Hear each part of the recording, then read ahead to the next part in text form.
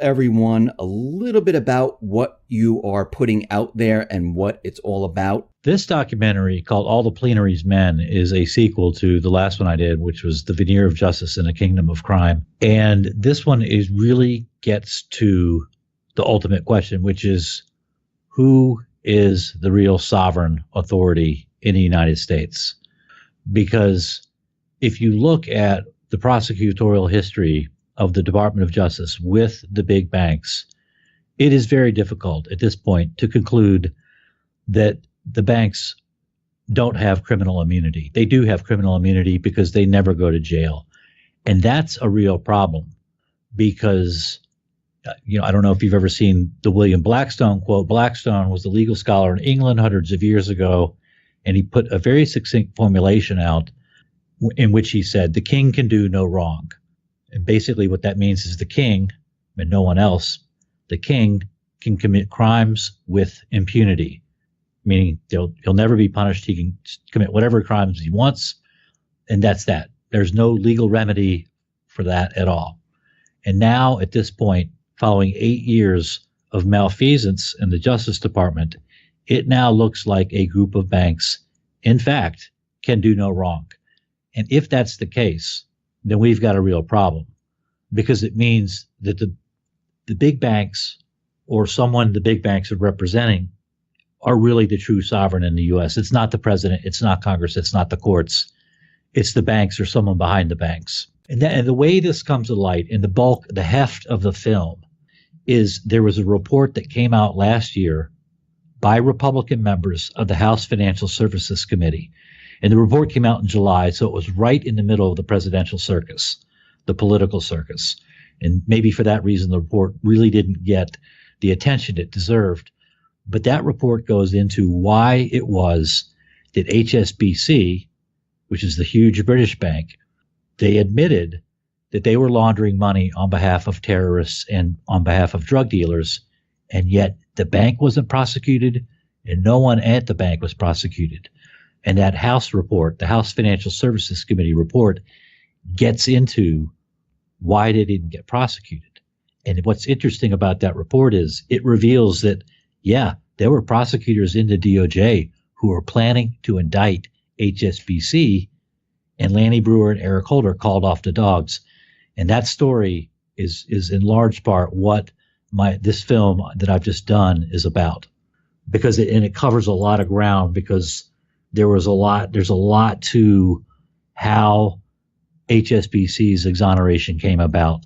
So we got to go all the way over to England and then come all the way back over here to really dot all the I's and cross all the T's. It's an interesting story. So what you're saying is that these banks and those people behind the curtain, they have a separate set of laws for themselves, and the people have a different set of laws. That's a good way of putting. Yeah, that's correct. And that's a good way of putting it. In other words, everybody knows that you should not have a two-tiered system of justice.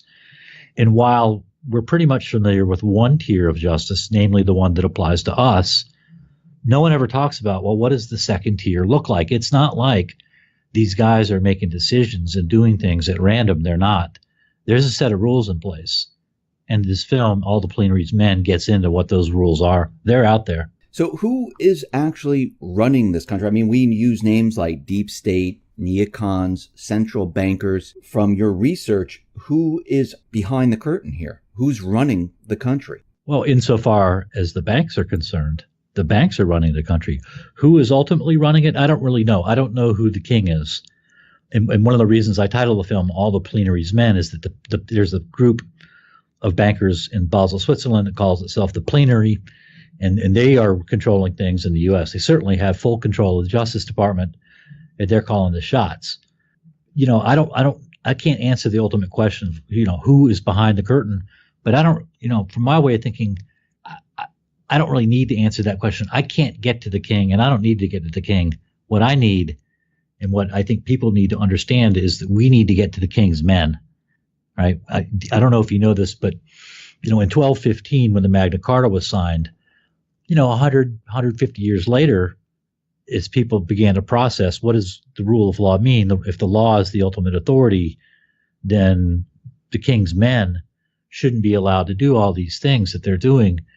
And the impeachment process started back in the 1300s and into the 1400s and 1500s. And if you look at the kinds of things that, rich serfs would complain about, the grounds for impeachment of the king's men, they sound remarkably like the things that you and I and other people complain about now.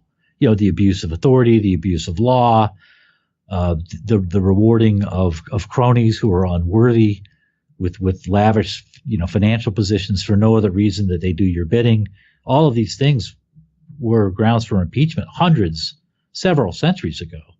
And what that reveals is that, those impeachment articles were never directed at the king himself, because as Blackstone said, the king could do no wrong, but we can get to his men.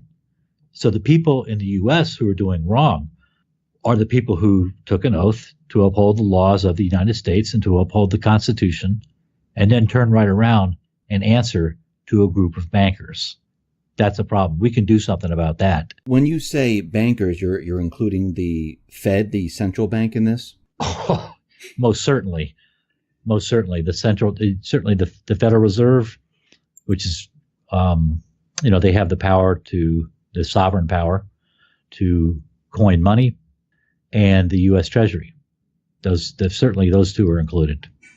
But those are both controlled. They're controlled by a group of banks. Basically, there's a formal group of too big to fail banks out there, and those banks are identified as globally, systemically important financial institutions by a group operating in the Bank for International Settlements, and that group goes by the name of the Financial Stability Board, which sounds like an innocuous, that's a benign, good thing. These guys are all about helping us with financial stability. Well, what does stability mean? It's just a cover. It's just a front for the banking cartel. And this list of globally systemically important financial institutions, what's called SIFIs, that's the cartel. There you go. Those banks are above the law. You know what I noticed when you mentioned the names of these different systems? They always pick names that make it sound good, that it's, it's for the people. Like, it's the Federal Reserve, or even bills that the government puts out, the Patriot Act, the, Affordable Care. It's all good for you. But yeah. And it's always the opposite. All these things of. Yeah, we're from the government. We're here to help you. Yeah. And it's always the opposite. All these things of, where they come up these names, it's completely the opposite. It's never for the people whatsoever. So we know that there were certain banks that were involved in, let's say, gold and silver manipulation in the LIBOR scandal. You mentioned HSBC with drug money laundering, and nothing ever happened to these banks. I mean, yeah, they get fines here and there, but the amount of money that they make on these operations they have are a lot more than the fines they do receive. And the government, well, they don't touch them whatsoever, ever. No. And I'll tell you something about those so-called fines. They're not fines. How many parking tickets have you gotten? Let's say you've gotten 50 parking tickets in your life. How many times have you gone into the government and negotiated the amount of the fine down? The answer is 0. These guys, they negotiate the amount down every time. In fact, as I show in this film, they set the fine. They decide on the cost of doing business, and then they forward supporting documentation to U.S. authorities, and the U.S. authorities relabel it as a fine to prop up this illusion that somehow, we have a constitutional republic and everything is, going according to plan. So how do we get to these individuals? Is it possible? I mean, you're doing research, exposing this, and since we know the president isn't really in control, and we never thought, I never thought he was ever in control. We always knew there was a group behind the scenes. But how can we possibly get this group out of power? Is it possible? At this point, I'm beginning to wonder. I'm starting to think that revolution may be the only way, but the formal way to do it would be to go to, write your congressman, write your congressional representatives and demand that they, launch an investigation into what the Department of Justice is doing. When the Republicans put out that report last July about HSBC, the Department of Justice, which at that time was run by Loretta Lynch, who had succeeded Eric Holder, the Department of Justice didn't turn over a single piece of paper. Despite multiple subpoenas, the Justice Department completely stonewalled Congress. And the remedy for that, when that happens, is that Congress needs then to demand a special prosecutor. And that never happened. And that's a really big tell to me. They didn't give you a single piece of paper and you don't call for a special prosecutor. Let me back up. You need a special prosecutor. The role of a special prosecutor is to step in to the shoes of the Attorney General when the Attorney General has some conflict of interest in a given case. And in Loretta Lynch's case in HSBC, she had not one conflict, but two. First, because she was part of the stonewalling effort, not turning over any documents. But before that, guess who the prosecutor of the HSBC case was? It was Loretta Lynch in Brooklyn. So she was doubly conflicted. And even though that was the case, it was undisputed, nobody ever asked for a special prosecutor. What they did is they put out their report in July of 2016, and that was that. They washed their hands. Now, had they waited, they could have gone in theory, and in theory they could still go to Jeff Sessions and say, hey, these documents that you're hiding about the HSBC case, turn them over. There's not even a political reason for you not to do that. All you'd be doing is implicating Eric Holder and Loretta Lynch. Who cares about them, right? But I guarantee you two things. One, Sessions isn't going to turn over those documents either. And two, Congress will never do anything about it because they're controlled by the banking cartel too. All of them are controlled by the banking cartel. Congress right now, when we look at it, is completely corrupt, receiving free money from the central bank and corporations. And we can see they have not done anything for the people for a very long time. They do it. Well, if you think about it, if it's true that the real sovereign power in the U.S. isn't the U.S. government, then it's not their job to represent you at all. That's true. Their job is to carry out orders from the real sovereign power in the U.S.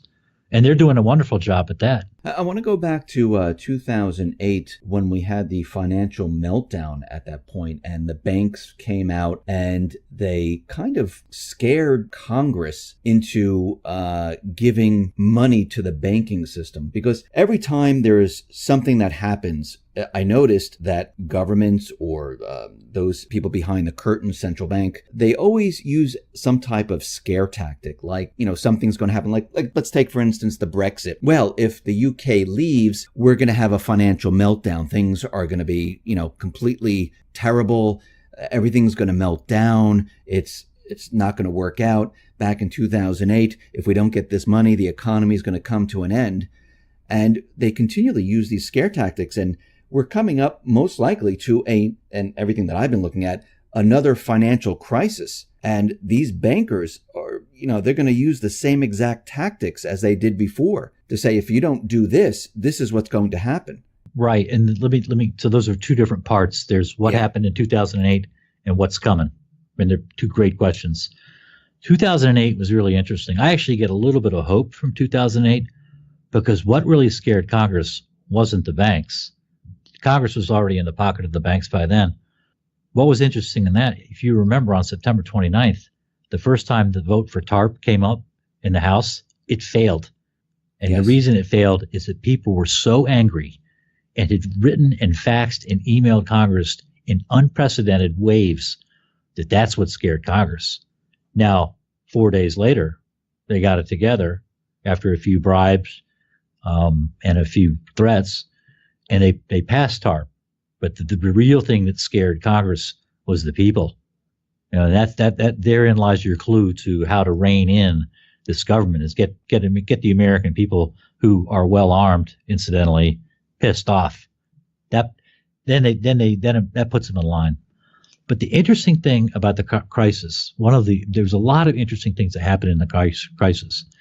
And the scare tactics is a big part of it. And that's certainly key. They invent all these stories that are totally ludicrous.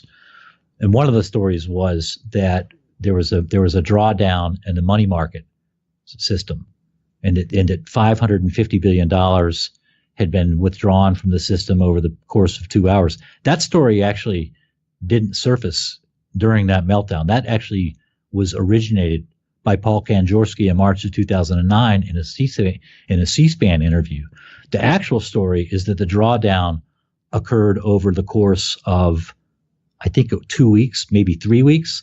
It was $150 billion, no real big deal, and it was stopped on September 20th by a promise from the Treasury to back up the money market system to the tune of $50 billion. That was all it took, and that little crisis was over.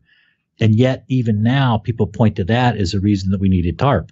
But that crisis was done by September 20th, and TARP didn't pass until October 3rd. So that story doesn't work. The really interesting thing to me, though, about that meltdown in September was that if you look at the bank stocks during that time, let's say from September 1st to October 3rd, when TARP passed, Goldman Sachs stock goes down about 20%. JP Morgan stock went up 20%. And the reason for that, to my way of thinking, is that the market had sniffed out the fact that JP Morgan was already, that the Fed, the Federal Reserve, was already backing up JP Morgan. The market knew that. And the way the market knew that was from the bailout of JP Morgan in the Bear Stearns meltdown the previous March. Everybody thinks that was a bailout of Bear Stearns bondholders. It wasn't. It was a bailout of JP Morgan. There's an options trader in Chicago named John O'Legs who wrote an article about that, and he details exactly what happened in that meltdown. But the point about, the contrast between Goldman Sachs and JP Morgan is that during that meltdown in September, nobody really knew what the score was. Nobody really knew who was in control. But the market had seemed to sniff out the fact that JP Morgan was backed up by the Fed. And it wasn't until later that we now kind of know, looking at the course of events, that it's really Goldman Sachs who's calling the shots. I think anybody who had any doubt about that just needs to take one look at the Trump administration, and that should extinguish all doubt. Yeah, I do believe that Goldman, they have their hands in everything. And you can just see from the 2008 crisis moving forward that they are controlling the entire situation with the central bank. And what's very interesting, I think, is every time that these central bankers, the bankers, come out and say the sky is going to fall, I get the feeling that if we don't do what they say, their system is going to fall. And this is why they actually need the funds. They're really reflecting on themselves, saying, listen, if you don't do what we say, we will not be able to exist anymore. And the system, the way we're keeping it and the way we have it right now, will come down. Yeah, I think that's totally right. In fact, if you look at the granular story that they told at the time, the particular story is, forgetting the drawdown story, that one I've already debunked.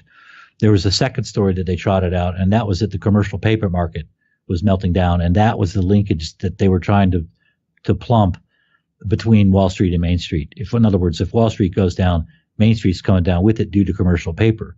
Well, I got bad news for you on that one too. The Federal Reserve itself looked at all the evidence in support of the commercial paper story and concluded that story was false. That in fact, non-financial institution commercial paper throughout the teeth of the crisis didn't even show a blip. That it was all financial commercial paper, meaning commercial paper from the bank, non-financial commercial paper for the most part, meaning commercial paper, short-term IOUs written by mom and pop businesses. The non-financial commercial paper market didn't even flinch during the crisis. It was the commercial paper market did. So that story fails too. But it's always a scare tactic. The other element to it is these banks are organized crime.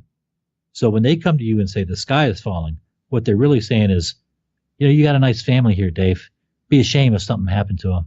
That's what that really is. Yeah, absolutely true. So from your investigation and from what you've been looking at, what else have you found out that you can tell us right now? There's a reason that Trump has walked back a lot of his campaign promises. I mean, he sounded fantastic on the campaign trail. He was saying the things that all of us wanted to hear. And now, he's not going to prosecute Hillary. He's not going to rein in Obamacare and on and on. And that gets to the fact that Trump is not Yeah, he's the president, but the president's not the sovereign. He's not calling the shots. That's not his job.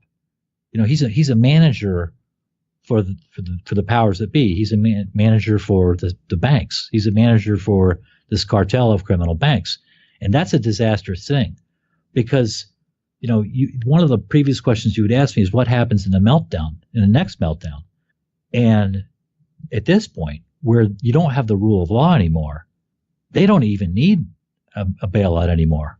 They just do whatever they want because nothing's going to happen. So when you say that when the next financial crisis comes along, I mean, in your mind, what do you think they're going to do? Take your bank accounts. So you think they're going to use those bail-in documents, or do you think they're just going to forget that? No, I think that's existing law. As far as I can tell, what's so astonishing is that no one's really writing about it. Can you direct me to any article written by somebody that kind of walks people through what happens in the next financial meltdown? First of all, people say there won't be bailouts. I don't buy that. If there needs to be bailouts to prop these guys up, there's going to be bailouts. They'll loot the Treasury again. But the real question is, what's going to happen to commercial bank accounts? Because I look at FDIC puts out a quarterly report called Statistics at a Glance. You have roughly $12 trillion in commercial bank accounts, and I think about $7 trillion of that is insured. There's $4 trillion that's uninsured for people who have over $250,000 in their account. That's mostly, smaller businesses. That money, as far as I'm concerned, is gone. Why would you not help yourself to it? Because when you go and deposit $100 in a bank, you don't own that money anymore. You become legally an unsecured creditor. And you have a claim on that money, and the odds are very high that you'll be able to get that money. But legally, it's not your money. You're merely an unsecured creditor, and you have an inferior legal position to the secured creditors and to the super secured creditors, who are the counterparties in the derivatives bets that the commercial banks are making. Do you follow me? So in other words, if Citigroup, to use this example as a bank, if Citigroup starts to totter and its counterparties on its derivatives get worried that Citigroup may buckle and fall, those counterparties, who are other too big to fail banks, can reach into Citigroup and grab assets. And those assets include money that you've put into the bank, because it's not your money anymore. You're an unsecured creditor. So you tell me in the next meltdown, given the size of the derivatives market, what's going to happen, given everything we've seen from these banks. They break the law with total impunity. They loot the Treasury. Nothing happens. And we're going to have another meltdown, and you don't think they're going to reach in and grab $4 million or $12 trillion from commercial bank accounts? You're insane. So let me just get this straight so I can understand and other people can understand. Now, in Cyprus, they had capital controls. They went into the bank and they replaced it with worthless bank stock. Won't they do the same thing again? Again, I always see them doing something saying, well, this is going to benefit you. We're going to take your currency right now, but don't worry, we're replacing it with this bank stock. And many people, correct me if I'm wrong, many people will think, well, okay, they're giving me bank stock right now. Everything is okay because I have another piece of paper, which is digital, in my account. Yeah, well, let me know how that works out. Have you ever met anybody who had an FDIC claim for a failed bank? I haven't. I don't know how that works. I don't know how those things work, So yeah, you might have bank stock, but how much is that bank stock going to be worth? The collateral's gone. But I'm just saying, to keep the people feeling like everything is still okay. Yes, we took your currency, but we replaced it. And I see the central bank, the banking system, the government trying to calm the situation down. I'm not saying it's a good situation. I'm just saying they're going to trick the people, like they always do, to make them feel like they did in Cyprus. Well, don't worry. We took your money, but we replaced it with something else, and you should feel okay now. And I'm just wondering how the American people are going to react to that. I don't know. How can you spend bank stock at a store? I can't. I can spend cash when I go buy groceries. I can't whip out bank stock or IOUs or any other commercial paper. I use cash. That's what works. Cash and credit cards. That's it. Now, when I say banks, I want to be clear. I'm talking about commercial banks. The that you bank at, right? Wells Fargo, Citigroup, Bank of America, JP Morgan, those. Other institutions, when you put money in, let's say you have a Schwab investment account. When you put money in a Schwab cash account, that's actually your money. Your legal status is better surprisingly, it's somebody like Schwab than it is a commercial bank. The commercial banks is where the problem is. But I don't know. Yeah, they'll do whatever they can to try to prop up the confidence of the American people, whether it's through bank stock or shiny certificates on your iPhone or whatever they got to do. But if you can't spend it, you're going to have do you know what a food riot looks like? I don't, and I don't want to know. The only ones I've seen are in other countries where shelves have gone empty and people fighting over a piece of meat. Never really saw it here. The only thing I think that people might have seen here is during the holiday season where people are fighting over a DVD player in Walmart and they're stepping on people. That's a new Christmas tradition, isn't it? Yes. The Walmart brawl video. So, that's why, with the banking system, they will most likely implement capital controls because there'll be no currency to take out. They'll have to control how much you can take out because they've taken most of it. And this is going to be, from my point of view, this is going to be a huge, huge problem across the country. And I know there's many others who out there saying the same thing that you are, that all of this is basically just going to disappear. I don't know what's going to happen, but there's a reason that these maniacs are trying to outlaw cash, right? Because if you don't have cash, you don't have control. You're totally dependent on an electronic system that's run by criminals. That's horrifying. It's especially horrifying if you ever listen to the interview of John Cruz done by, I think, Richard Grove at Tragedy and Hope magazine. And Cruz says that, HSBC, like Wells Fargo, was opening accounts in people's names unbeknownst to the bank customers. And they were pumping tens of millions of dollars through those accounts before they closed the account. Well, guess what? They would open the account on Thursday. And when they went to close the account, they would close it on Wednesday, the day before. So the computer would look at that and go, well, that's not even real. You can't close an account, before you open the account. So that's not a real account. And it vanished. The account would vanish off the audit trail. Wait a minute. You're telling me they opened up an account on Thursday and they closed it on the day before? How is that even possible? You tell me, because it's done in computer system. That's why you change the code in a computer. You do whatever you want. But the point of that is what Cruz was saying is the reason that HSBC was doing that is so that those accounts would vanish from the audit trail as if they never existed. When John Cruz became a whistleblower, he said the first thing that happened when I became a whistleblower, because I saw all these accounts being opened and closed, I was watching it in real time. He said the day after I started blowing the whistle about this and running it up the flagpole within HSBC, the next thing I saw was an illegal account opened in my name. Now, these people play for keeps. So how do we know? There could be, all the commercial banks could be doing this right now. Yeah, correct. We wouldn't even know it. Correct. Because one of the things I show in the film is that the banks aren't investigated. The banks handle their own investigation. The DOJ doesn't investigate the too big to fail banks at all. Yeah, it might look at some reports and stuff but as far as going in and doing the audit themselves, no. They let the bank do that. They let the criminals investigate the criminals. That's why no one's being prosecuted. It's one of the many reasons. That's just mind-boggling. That's just ridiculous that the criminal is investigating their own crime. Yeah, that's been going on for a long time. Moreover, I show something else in the film, which is the crimes going unprosecuted, the crimes that aren't prosecuted, are the official business of the bank. Let that one sink in. So an HSBC doesn't get prosecuted for laundering money for terrorists and drug dealers.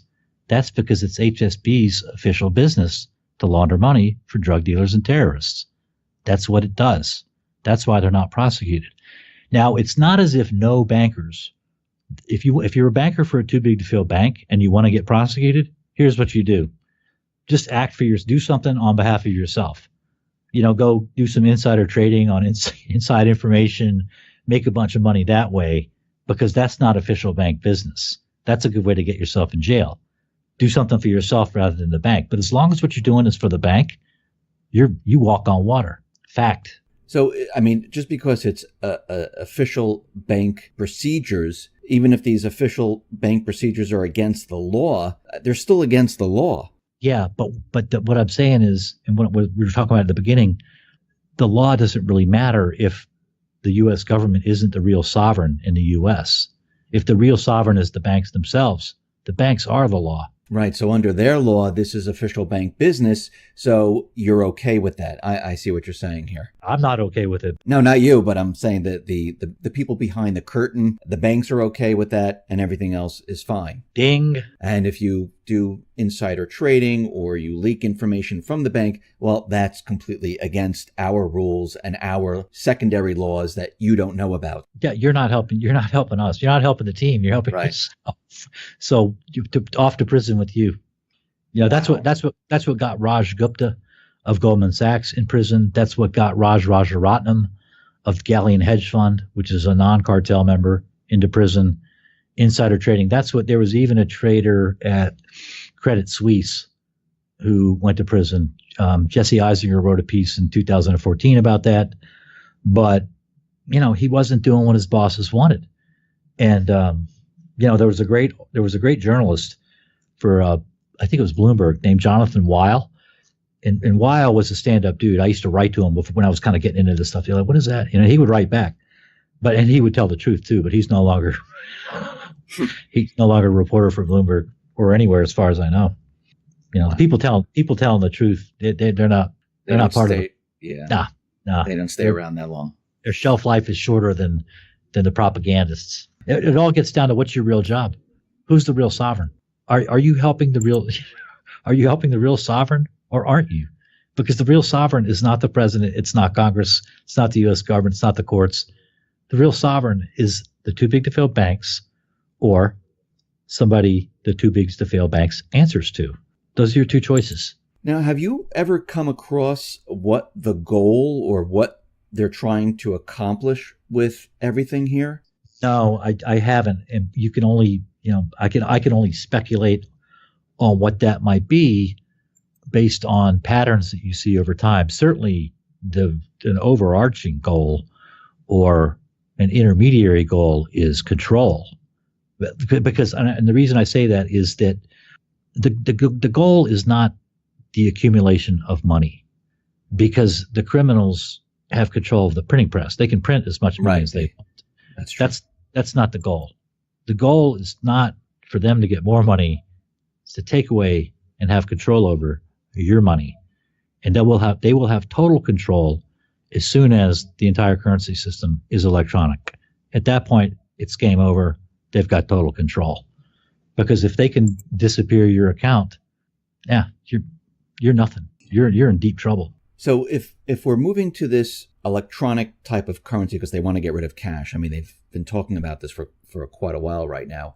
From your research, how do they view Bitcoin? Have you come across anything with that? I wouldn't touch Bitcoin with a 10-foot pole because it's electronic. Who runs Bitcoin? Do you know for a fact who runs Bitcoin? Who's behind it? Who wrote the algos for Bitcoin? I don't know either. So I would not go anywhere near Bitcoin. That has all the wrong signs.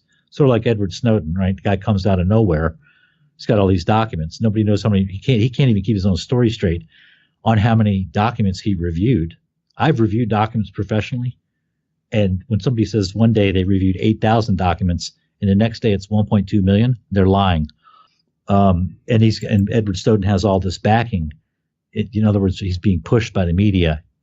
I'm super wary. I stay as far away from the mainstream media as is human possibly. And when I see somebody being propped up by the media, I'm very wary. And for that reason, all the hype over Bitcoin, I'd be wary. John, thank you very much for being on the X22 Report Spotlight. When do you expect your documentary to be out? Well, I hope it's out on Friday, the 28th. But I tell you, it's been a real white whale for me to get this thing done. So that's a goal, but it's not a promise. Thank you very much for being on the X22 Report Spotlight. I'm going to put the link to your YouTube channel at the bottom of this video so everyone who's listening, all you have to do is click on that link and it'll bring you right to his YouTube channel, make it a lot easier to view his documentary when it comes out. And you can view his other documentaries that he already has on his YouTube channel. John, once again, thank you very much for being on the Spotlight. Thank you, Dave. Always a pleasure.